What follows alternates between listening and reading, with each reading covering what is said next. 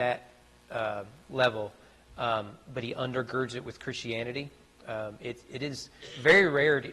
Often what you'll hear on the right, or sometimes on the left, is someone throwing a bone to Christianity.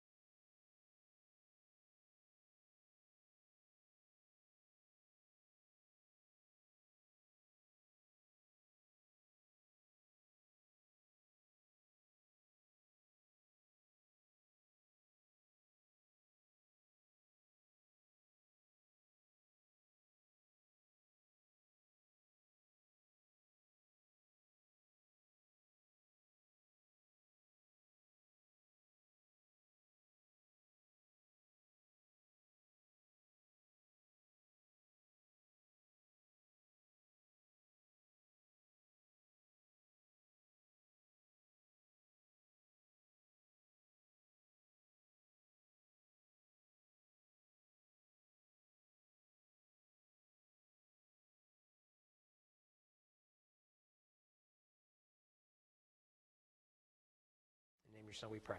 Amen. Also tomorrow, anniversary 9/11. Yeah. You're right. It's all hitting at once, ain't it? Well, let's look at the fourth commandment then. I feel like we ought to be looking at one of the other commandments to come later, but nevertheless, here we are, fourth commandment, Exodus chapter 20, and remember that we have said that each of these commandments, because the phrase 10 Commandments isn't in the Bible, but rather it is the phrase the 10 words, we have chosen to highlight a single word to sort of summarize each commandment. And what we saw 2 weeks ago was the command of not taking the Lord's name in vain. Remember, we talked about that means more than like a curse word or something. To bear the name is to be a representative. So represent was the word we used in the third commandment. And so the fourth commandment is kind of obvious. It is the word rest. So I want to begin with a little known fact from church history. I remember when I learned this in seminary, and it's just one of those nuggets. You never know what you're going to do with it. You put it back there. It's fascinating. Did you know that, the Baptist movement starts in the early 17th century. We usually trace the first two Baptist planters, two guys by the name of John Smith. That's Smith with a Y and an E, John Smithy. And then Thomas Hewells. These are the two more prominent guys. Baptists come out of the Protestant Reformation. We're technically not Protestant, but really, so you get Protestantism, which leads to English separatism. And then out of English separatism comes the Baptists. Now, some will connect us to the Anabaptists, but that is a conversation we can have at another time. So when you get Baptists sort of formulating, there was a small group, and they're still around, that they are called Seventh-day Baptists. And they believed that, and still do, you can find them, there are not very many of them left, that we should worship, go to church on a Saturday. Now, the reason you won't find them, very many of them in America, is there was a separate movement. It started, I believe he was a Baptist. I meant to double check. I'm pretty sure William Miller was a Baptist. William Miller in the 19th century predicted, I believe it was in 1844. So you can correct me if I'm wrong, Lonnie. So it's Polk as president, right, in the 40s. Yeah. Yeah. So 1844 is a crazy year. So 1844, William Miller is a traveling preacher. He's not an ordained preacher. He just started reading his Bible and became convinced Jesus was going to come back in 1844. And that movement becomes known as the Millerite movement. And, spoiler alert, he was wrong. So he says, I miscalculated, and he calculated for a little later, and once again, he was wrong. It's known as the Great Disappointment. There were some people who sold all their stuff, which seems kind of ludicrous because what are you going to do with it now? And so a lot of people, sold their businesses and really ruined their lives. Jesus didn't come back. Well, Miller ended up leaving his own movement. He realized that what he had done was wrong, and so he started, but that movement, that group of people, they kind of hung around. A little community had started, and out of that came what we now call the Adventist movement. And the most prominent of the Adventists is the Seventh-day Adventists. Now, when I first came here, we were approached by Seventh-day Adventists to rent our property because, we don't need it on Sundays. So you can go to the little town just on the road where Mom and Dad are, a little town called Gratz. There is a Southern Baptist Church. There is a United Baptist Church, which broke off of the Southern Baptist Church, and so they chose the word United. And then there is a Seventh-day Adventist Church. There's about 10 people live in this small town. But they got those three churches right there. Seventh-day Adventists are called that because they worship on Saturdays. And so that meant the Seventh-day Baptists, they're just barely hanging on. They're not really around much. And the reason is because we're reading our Bibles, and the Bible says, keep the Sabbath. And if you pull up your calendar on your telly, or maybe you just have a planner in your purse or something, you'll notice Sunday is the first day of the week. And Saturday is the seventh day of the week. Now, I know that's kind of an obvious point. When I was a kid, one day it just struck me. Because I thought Monday is the first day of the week because that's the weekday. School was on Monday. And so I treated school as the beginning of the week. But in reality, because of Christianity, Sunday, the first day of the week, is actually our day of rest. So all that is sort of, whet your appetite and whatnot. What do we do with this command? So let's start here with the exegesis of the text, verses 8 through 11. Now, I will tell you, the good stuff hopefully will come next week when we talk more about Jesus. Verse 8, remember the Sabbath day to keep it holy. Pause there. I want you to notice that there are two commands. They're parallel, yes, but there's two commands. One, remember, and the other is to keep. Remember the Sabbath, keep it holy. Now, the command to remember means more in the Bible than to recalling something in the past. It really carries the idea of memorializing. Now, what's interesting about this is in Deuteronomy chapter 5, Deuteronomy is basically Moses' final words to the people of Israel. And in his sermon, he actually returns to the Ten Commandments. And Moses changes the verb here. By remember, it's changed to observe. Observe the Sabbath day, keep it holy. So it's clear that what he means by remember is to memorialize it in the sense that this needs to be a pattern. Don't neglect this. Observe this day. It is a special day. And then we are told to keep it holy. Now remember, we talked about this in our Church Words series about holy. Holy at its core means to separate. It's very etymological. Genesis just means separate. Now, with that said, that doesn't mean that when the seraphim are singing holy, holy, holy, they're not singing separate, separate, separate. It's the etymological root is separate, but that's not really what holy means. But here is a good example of how it does mean separate, that you keep the day separate. And that's kind of what it is what we do. You've heard me joke before. Growing up, my brother and I can go out in the front yard and we could play baseball. I could work on my fastball or something like that, but we could not mow the yard. Right, because we had in our head, this day is different from those other days. And maybe you grew up with some sort of regulation, you look back and think, well, it was kind of arbitrary, and it probably is.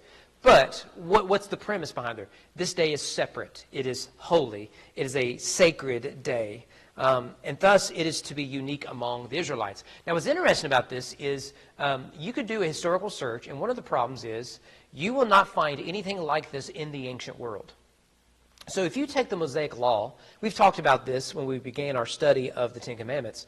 If you look at the Mosaic Law, there are parallels with other ancient Near Eastern laws, particularly the eye for eye, tooth for tooth stuff. So you get that in the Code of Hammurabi, which is a Babylonian law book, and others. There's parallels between what Moses writes and what other ancient Near Eastern writers write. This is a unique thing that, as far as we know, the Jews invented. Obviously given to them by God, but work with me here. Let me read to you from John Dixon's book on the Ten Commandments. The Sabbath day of rest is a historical mystery. After decades of searching, specialists have been unable to find any precedent or parallel that might have prompted the ancient Jews to propose a day off every 7 days. There were days in pagan calendars when some forms of work were forbidden. Hesiod, one of the earliest known Greek writers, 700 BC, tells us that no one should sow seed on the 13th day of a moon cycle or plant crops on the 16th day, and so on. Legal business was also forbidden on certain days in the Greco-Roman world. These were all considered unlucky, nothing to do with promoting rest or recuperation. As much as it galls some historians to concede, it really does look like those ancient Jews invented the tradition of a weekend off for all. This is unique here. But together, remember and keep, they exhort the reader to separate the Sabbath from other days. It is a sacred day with divine purposes different from all the others. So that's the command. In verse 11, or verse 9 to 10, and then in verse 11, you get the logic of it. 6 days you shall labor and do all your work, but the seventh day is the Sabbath to the Lord your God. Skip down to verse 11. For in 6 days the Lord made heaven and earth, the sea and all that is in them, and rested on the seventh day. Therefore the Lord blessed the Sabbath day and made it holy. So the command is not a warning against the seventh day of the week, but rather it tells us what we ought to do with it. 6 days of the week are for work, labor, and productivity. 1 day of the week is for rest, remembrance, and worship. Now, this command then has a twin purpose. One is to honor God. Working incessantly prevents us from proper worship. The other is to benefit humans. Working incessantly is unhealthy. Both are the purpose of it. One of the things, when I'm going to get back into running when soccer season's over with, now the weather's cooling down. But one of the things you'll get, if you ever study running, is one of the first things they'll tell you is your rest day is the most important part of your training. It's the most important thing. And in running, you can run for as low as 2 to 3 days a week, or you can run as much as 6 days a week. But they'll tell you, you have to have a rest day. Now, if you read like Runner's World and other professionals, they usually take Sunday for that. That doesn't really work for me, obviously. So with Friday being a day off, Fridays I always try to make my long run. So I go out, I'll run 10 miles, whatever it is. So it's going to be my long run for the week. The other days will be 3 miles, 6 miles, something like that. But I'm going to go long. And then for the rest of the day and the next day, nothing. I am absolutely worthless. So if you see me and I'm sort of walking around like this, well, that's my rest day, you know. But you'll find that one of the things you can do is initially to help you recover is to force your body to run again.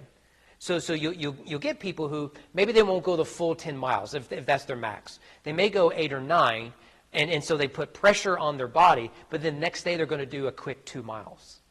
So what you're doing is you're forcing your body to heal faster. That works for a little while until your body says enough is enough, we need a break. One of the things your body will do is it will make you rest. Either you can rest your body or your body will make you rest. I'm convinced a lot of times when we get sick or we just have health crises, I think a lot of times is our body saying, okay, we need to hit the pause button. I've had migraines like that, where it is like my body says, all right, you're done. You're going to sit in a dark room for the next 6 hours.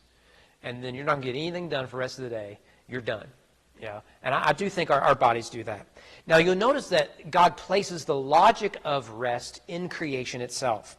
That when God created, he rested on the seventh day. Now, this word rest is important. It does mean take a break, yes. But in its context, it means more than that, because God didn't take a break because he was tired.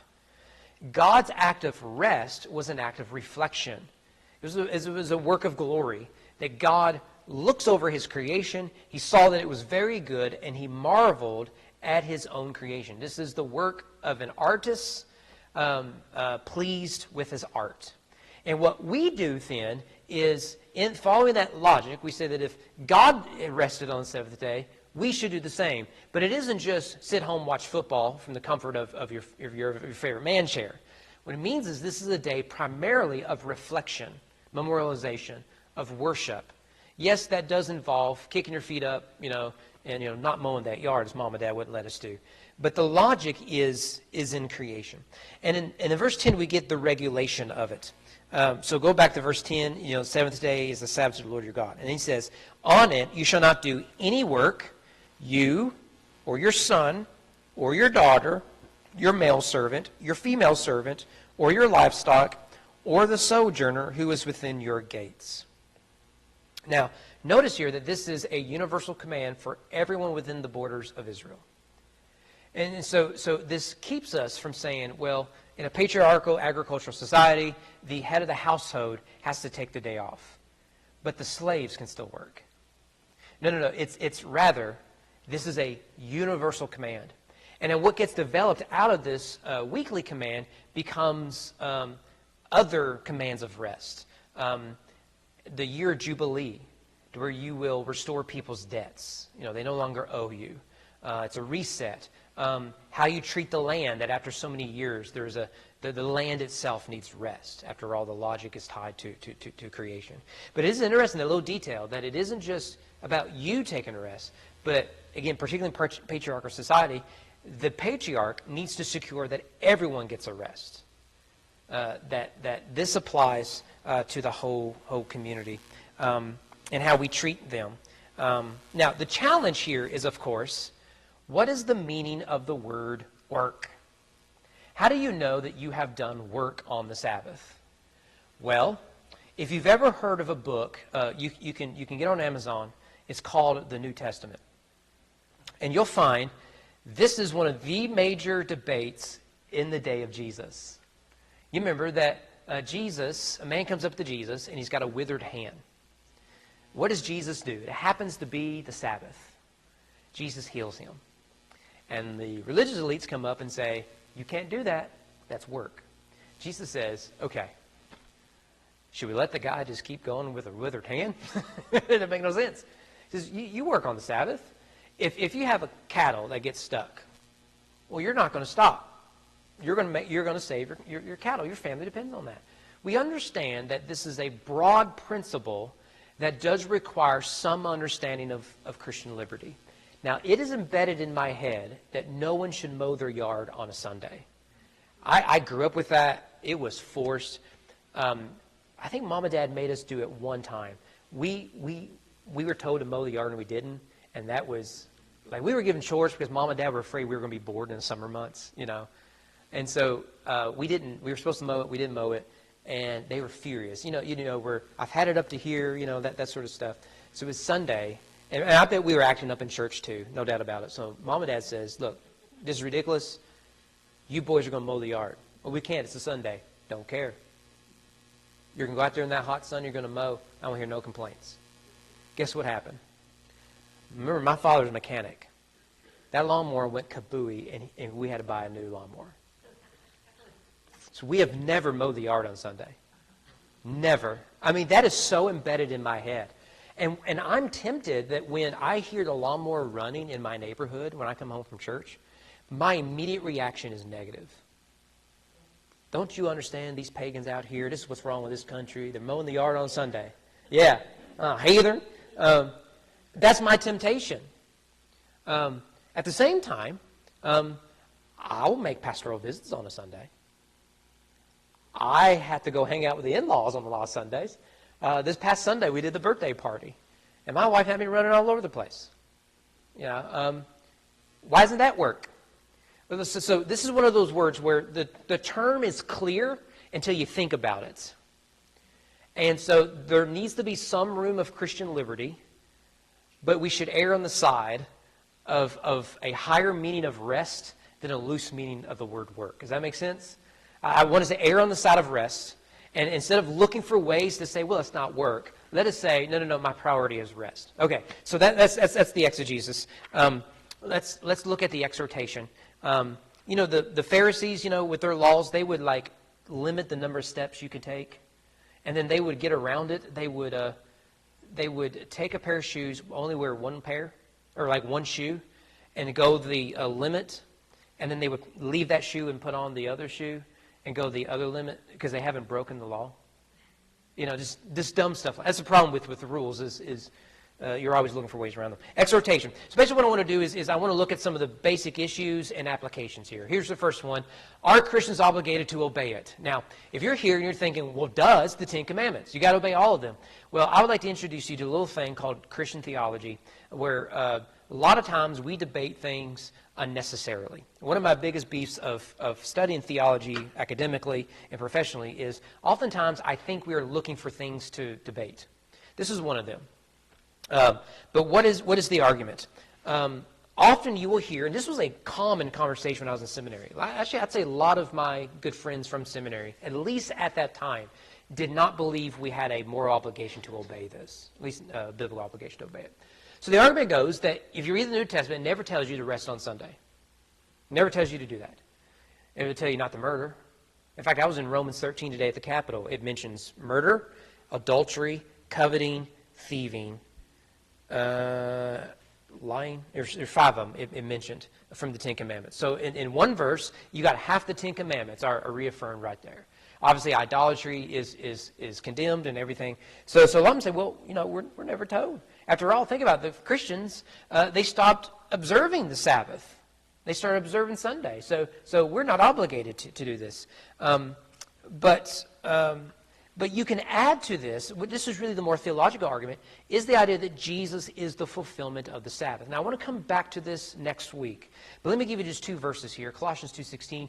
Therefore, let no one pass judgment on you in question of food or drink, or with regard to a festival or new moon or Sabbath. Don't let them judge you if you're observing it or not. So it seems clear there. Paul's saying, if you want to, you don't have to, that sort of thing. Or Hebrews 4.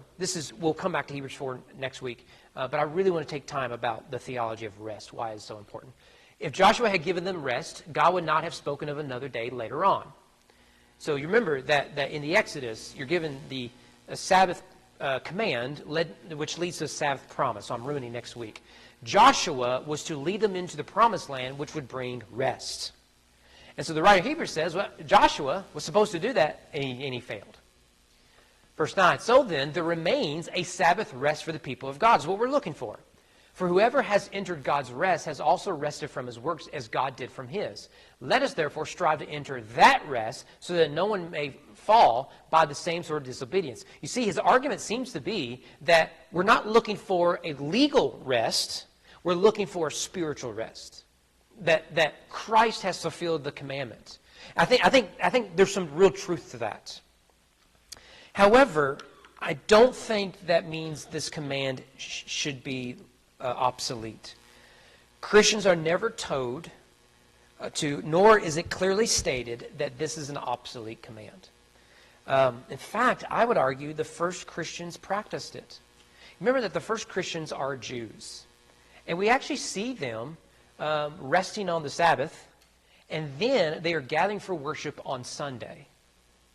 And that tradition lays the foundation for why though we don't worship on Saturday, we'll come to that, but rather we do it on Sunday. So we took the idea of, okay, Sunday's going to be a day of worship. Let us continue that tradition of connecting it to rest, because the two are connected.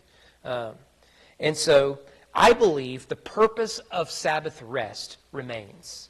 Now, I would warn against the legalism of Sabbath, which is what we've already talked about.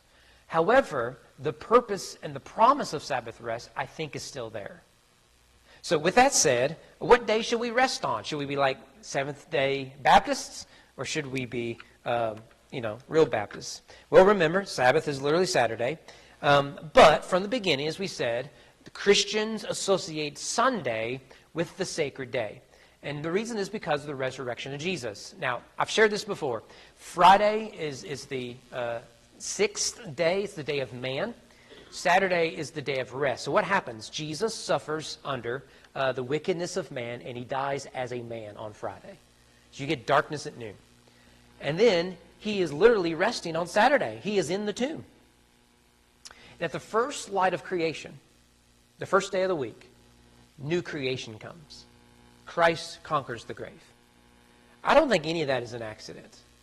And so what we do then is we begin our week in worship, reflection, and whatnot, instead of ending the week. So we look back in order to look forward. So we look at the empty tomb so that we can anticipate the rest of our week. And we get this in the New Testament. So let me give you just a few examples. Matthew 28:1. Here it is. After the Sabbath, toward the dawn of the first day of the week. Notice the language. Matthew, and I could quote the other Gospels, they all do this, is they want to emphasize everyone was resting on the Sabbath. And what you don't get among the first believers is the idea that, I don't have to do the Sabbath no more because Jesus told me I didn't have to. No. It's they rested on the Sabbath, and then the first light, they go to find Jesus. Then we get in Acts 20, on the first day of the week, we actually just looked at this passage on Sunday night. When we were gathered together to break bread, Paul talked with them, intending to depart on the next day, and he prolonged his speech till midnight, and then Eutychus, falls asleep, jumps out the window, and he dies. But notice, the church is gathering the first day of the week, that is Sunday. Or consider 1 Corinthians. Now, concerning the collection for the saints, so they're taking up a love offering, a lot of the Gentile churches, to take it to the church of Jerusalem. This is a way to build unity between Jews and Gentiles.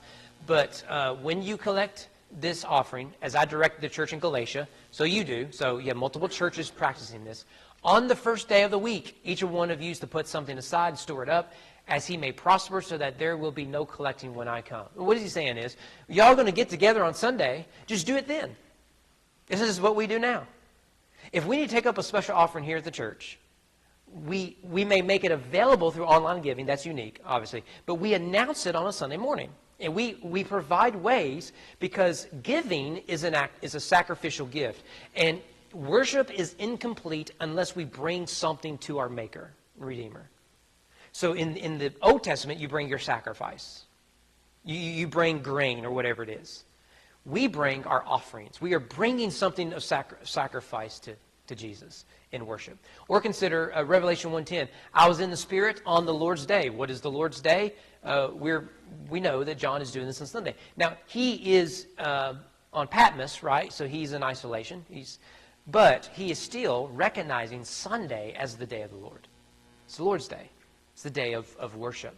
And this becomes the pattern right from the beginning that we worship on Sunday. So I believe we should, I'm a Southern Baptist and not a Seventh-day Baptist, because we gather because Christ is risen from the grave. Every Sunday is Easter Sunday for us. So the cross and resurrection remain central.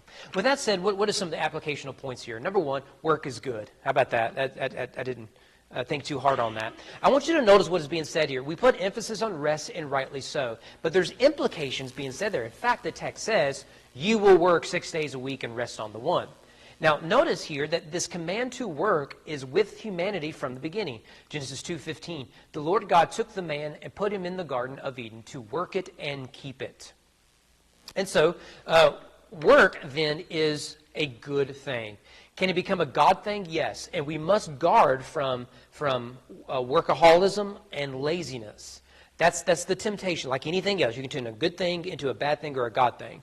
But what we want is to understand that work in of itself is good. When we pull ourselves away from work, particularly for men, young men in particular, is that men find purpose and meaning in work. We do. I think for most men, one of the greatest feelings you can have is to come home after long hours of work, exhausted but productive, and you come home to a loving family. That is the peak of masculinity. You will never top that in this life. Yes, your wedding day is great. Yes, the birth of your kids are wonderful. Yes, their baptism is fantastic. Yes. But the simple gift of barely able to walk to your front door, 12-hour shift, you got that time and a half overtime in there. Yeah, the wife's going to love it. And you're like, I've been working on this project for 6 months. It is done. It has nearly broken me, but it is done. And I got the attaboy from the boss, and I walk in, and there it is. Daddy's home. Daddy's home. You go. You can't top that feeling. There is something good about work. Jesus tells us in the Gospel of John that he is working because my Father is always working. Work is good. And in fact, the West was built upon what is called the Protestant work ethic. We do not work to earn our salvation. We work because of our salvation. And work we see is an act of love for the people we're responsible for, our family and whatnot. And it's good for our community. It doesn't matter what the job is. Martin Luther King Jr. has a great quote. He says that if all you are is a street sweeper, you be the best street sweeper this place has ever seen. Let everyone marvel, what a great street sweeper we got here. Where does he get that idea? Protestant work ethic. Right here, that work is good.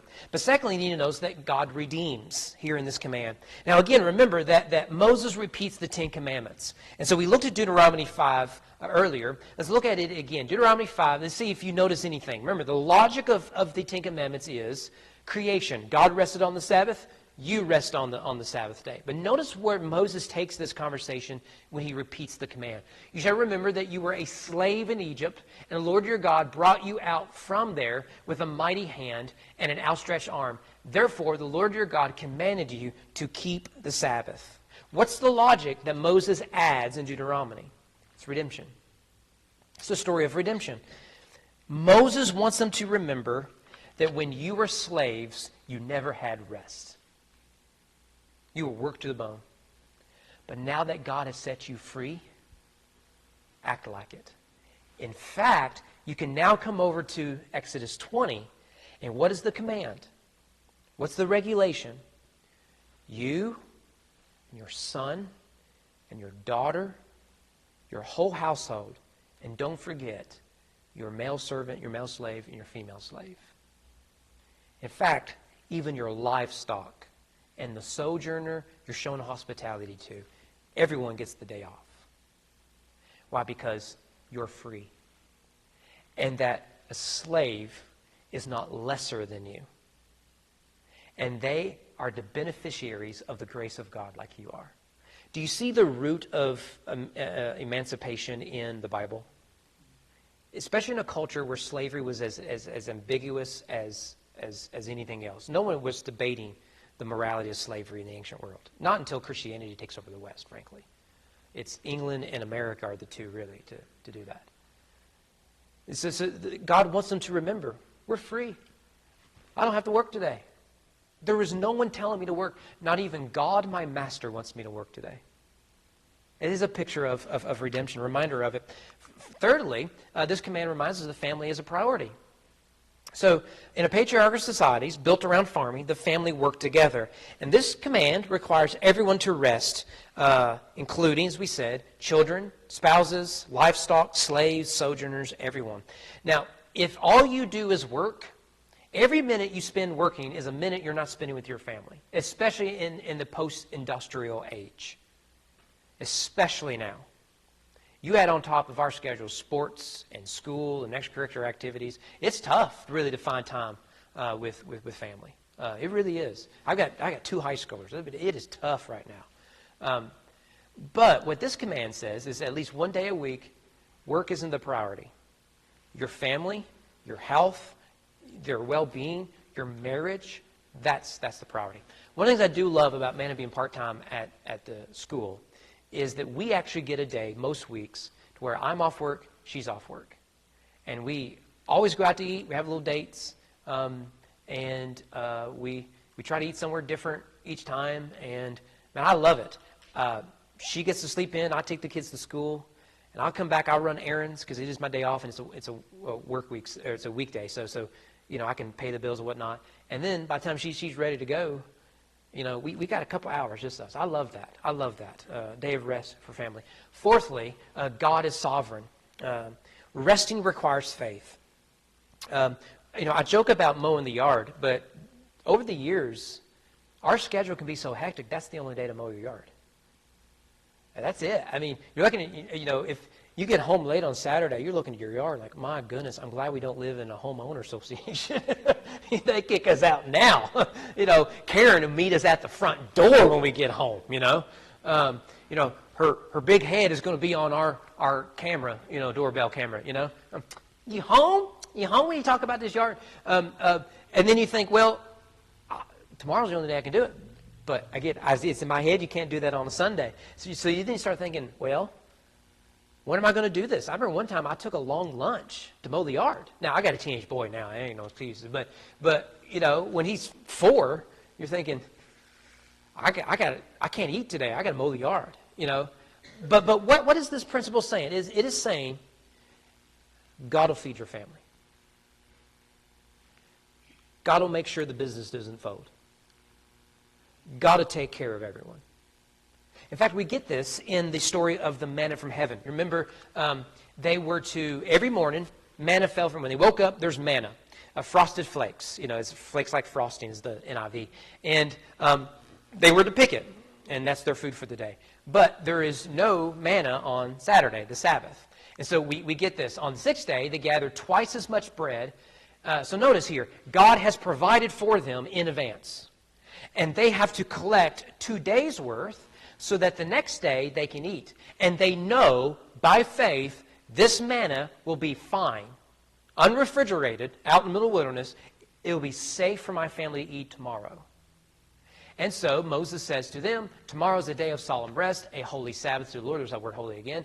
Bake what you will bake and boil what you will boil, and all that is left over lay aside to be kept till the morning. Moses says, eat it today, for today is a Sabbath to the Lord. Today you will not find it in the field. 6 days you shall gather it. On the 7th day, which is the Sabbath, there will be none. The gathering of the manna is itself work. But on the 7th day, you will not work. God will provide for you because he is sovereign. I want to mention really just 2 things, but really just one. Rest is necessary. According to the CDC, insomnia affects 50 to 70 million Americans, including at least 2 million children. It has caused over 100,000 car crashes per year, including over 1,500 deaths and 71,000 serious injuries on average each year. It's cost the U.S. economy more than $150 billion annually. And according to studies, Americans sleep 20% less today than they did 100 years ago. I do want you to pause and think about that. The light bulb has ruined our sleep. Any of you all wake up between 2 and 4? Is that just a habit? You may go right back to sleep. Do you know why that is? Can we stay a little later? I think we're all here. Let's just stay a little later. Why not? Okay, I'm going to give you some science. And I'm a theology major, so let me give you some science. You know why that is? You know why you wake up between 2 and 4? Every night you do this. Until the invention of the light bulb, you went to bed with the sun. And so what would happen is your body naturally wakes up in the middle of the night after so many hours. And what people would do is they would wake up at a little thing we call the middle of the night. Midnight. Now, we're not waking up at midnight, are we? We're getting up 2 to 4. Why? We're staying up later because of light bulbs, TVs, cell phones. But at midnight, roughly, again, give or take, what happens? Well, you wake up. And so what are you going to do? You're not going to go back to bed. You're going to get up. And you're going to be up for about 2 hours. I'm an insomniac. It takes me 2 hours to go back to sleep almost every night. Almost every night. And this is typical. You would get up, and you're going to put wood in the fireplace. And you may have you a midnight snack. You may go check on the cattle. And after 2 hours, go back to bed. And you wake up at the sun. Now, I remember when my wife and I got married, a hurricane came through Louisville. Usually in Kentucky, we get the rain of a hurricane. This time, we mostly got the wind. And our power was knocked out. It was a crazy time to be up there in Louisville. And we couldn't hardly get to work. There was trees across the road. It was crazy. And I remember we made jokes about stuff I won't say now. But I remember we went to bed at like 8 o'clock. I mean, Man and I looked at each other. We're like, there's nothing for us to do. Cell phones weren't as ubiquitous as they are now, so, we didn't fall around with our cell phones. We didn't play games on our cell phones. We're like, can't watch TV, can't read, can't do homework, can't even take a shower. I can't find it. We're going to bed. One night, we did a pizza night at one of our neighbors who lived in his apartment, and it was down in the basement. So I remember we're going down like this. We can't see for nothing. There's a light there. It's not working. And we all get in there. We don't know who's in there. And they're like, follow my voice to the pizza, And so we all eat our pizza. Well, this was cool. And we go up the steps, real careful. I'm holding on to Amanda. And we just go to bed. Nothing to do. But with industrialization, all that's taken away. Well, I'm trying to avoid that. Okay. Because those were the jokes I was referring to earlier. But before that, what you have is, even though you're getting up in the middle of the night to feed the cattle, take care of the fire and stuff, you were getting more sleep. You were getting more restful sleep. There wasn't a cars driving by. There wasn't fire trucks. We lived right across the street, Crestwood. We lived right across from the firehouse. It took us years to get used to that. Years. I mean, give me crickets all day long. We need to rest. Yet, according to Consumer Reports, Americans spent an estimated $41 billion on sleep aids and other remedies in 2015 alone, and were, at the time of this report, expected to spend over $52 billion in 2020. And this is before I think we knew COVID was about to hit. So, of course, the problem with rest is it is deeper than sleep. This is where I think Christian theology plays a big role. We are not advocating that we sleep more. We are advocating that we get rest. You can sleep for 16 hours and wake up tired. And I bet you've experienced, maybe not 16 hours, but maybe you've experienced the best night's sleep and you wake up and there is something off. You're still depressed. You're still anxious. You still don't want to go in. You still don't feel like fighting anymore. What is it that you need? You need rest. Maybe the lack of sleep for us as Americans is a symptom of a spiritual problem. and that is the problem of rest. The Onion, I'm a Babylon Bee guy, but The Onion had one funny joke. Their headline, "Man on cusp of having fun suddenly remembers every single one of his responsibilities." Rest is a inherently theological. I want to end with this because this is what we're going to do next week, Jesus. We're going to spend the whole week next week. I want us to see not just the Sabbath law, which is what we've looked at. I want us to look at the Sabbath promise and how Jesus fulfills it. The answer to the issue of rest is in Jesus. We've got a hint of it in Hebrews 4. I want us to take our time exploring it. So we won't look at the fifth command next week, but we'll keep looking at this. One thing that's worth mentioning is this is the last of the commands regarding proper love of God. Remember that the commandments are broken into two categories: 4 laws regarding worship, 4 regarding behavior. This is the last one regarding worship. So, have no other gods, make no graven images, don't take his name in vain, and rest in him. Now, in 2 weeks, we'll start studying how can I love my neighbor. Now that I know how to love God, how do I love my neighbor? And we'll start there in 2 weeks. But we want to finish rest. Okay, Danny's not here. He's still dealing with the COVID stuff. So anything we miss?